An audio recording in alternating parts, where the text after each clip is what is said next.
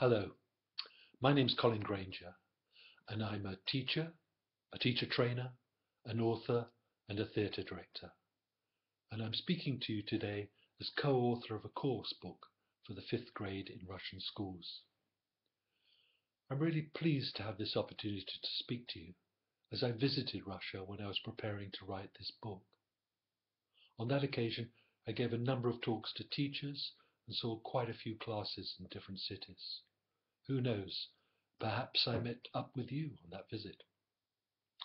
Well, I've only got 10 minutes or so let's begin. I'm going to talk about some of the things I find important in the course and concentrate on what I call the 2 big M's, motivation and memory. For me, the 2 big M's are 2 of the most important things in teaching. As a teacher, I think we should be constantly asking ourselves, how can I help my students be interested and take an active part in the lesson? And secondly, how can I help them remember what they've learnt? And of course, these 2 big M's go together, for the more the students are motivated, the more they will remember. For me, creative activities are activities that involve things like pictures, poetry, songs, music, stories, characters and drama. And personal activities are things that encourage students to, for example, guess and discover for themselves. Activities where students get the chance to express their own ideas, opinions and feelings. Activities where students play games and quizzes in class. And activities where students complete surveys and questionnaires about themselves and their friends. All these activities will help motivate the students and help them remember the language they've learnt. Have a look at the course when you can and see how many creative and personalization activities there are. I've only got time to talk about a few of these today and want to start off with pictures. One of my favourite characters in literature is Alice. Alice in Lewis Carroll's Alice's Adventures in Wonderland. And I'd like to read you the beginning of the story.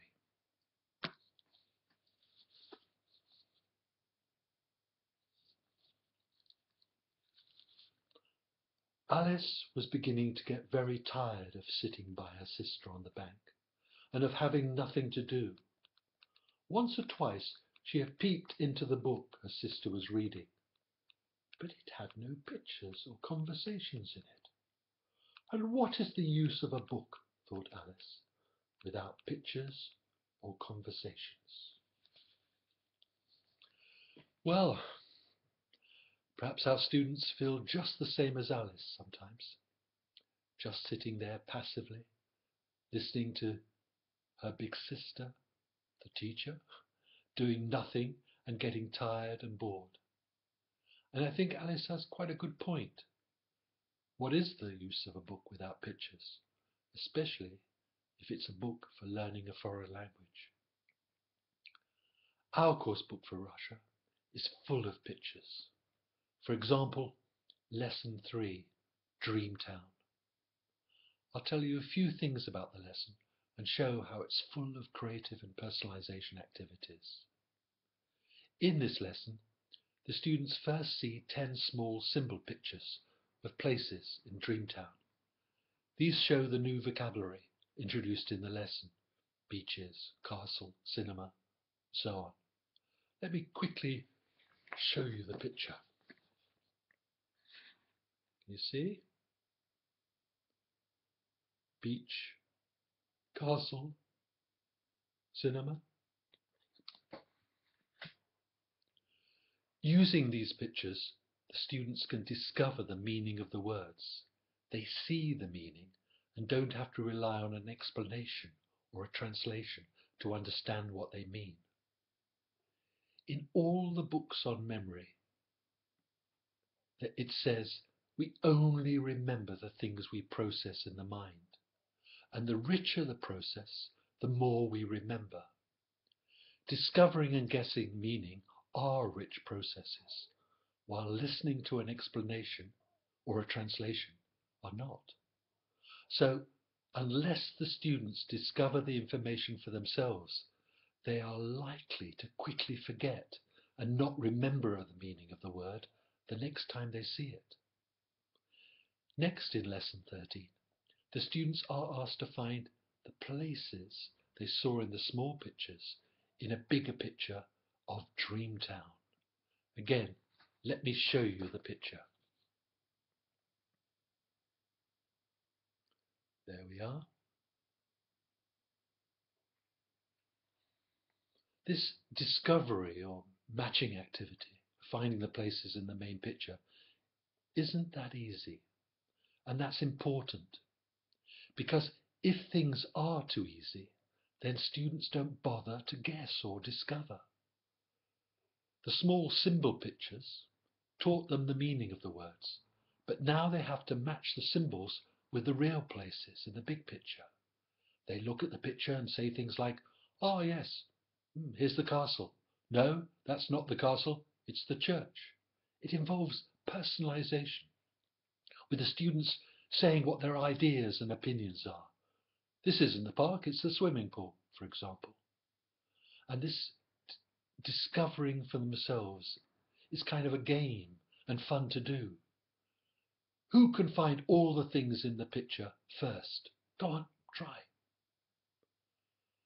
After the pictures, Lesson 3 continues with more personalization, an activity where students can say what their favourite place in Dreamtown is, and vote by writing the name of the place on a piece of paper. And then, when all the votes are counted, find out what the whole class's favourite place is. And finally, in Lesson 3, after grammar and language practice activities, there's more personalization and creativity, with an end activity where the students design their own Dreamtown working in a group. They then compare their ideas about a Dreamtown with other students in the class, and finally get to say whose Dreamtown they like the best. This is a typical lesson in the course book, a lesson full of interesting and varied activities that encourage students to take an active part in the lesson and remember what they've learned. I've just got time now for 2 more examples of material from the course that involve creative and personalization activities. Next, I've chosen a lesson involving poetry. Lesson 15, Classroom Rap. Again, there's a picture where the students can match the actions in the rap with what they can see in the picture. First, let me show you the picture.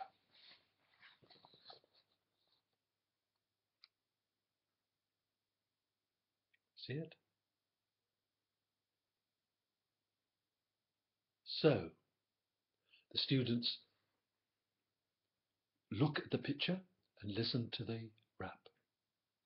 Come in the classroom and say your name. Hand in your homework. Don't play a game. So they find those things in the picture. Ah, yes, there's someone coming in the door. Ah, yes, there's someone saying the name. There's someone handing in their homework. There's someone playing a game. The students find the actions in the picture and write down their answer. The students then read out and practice the poem rap style. They then act it out, doing the actions themselves.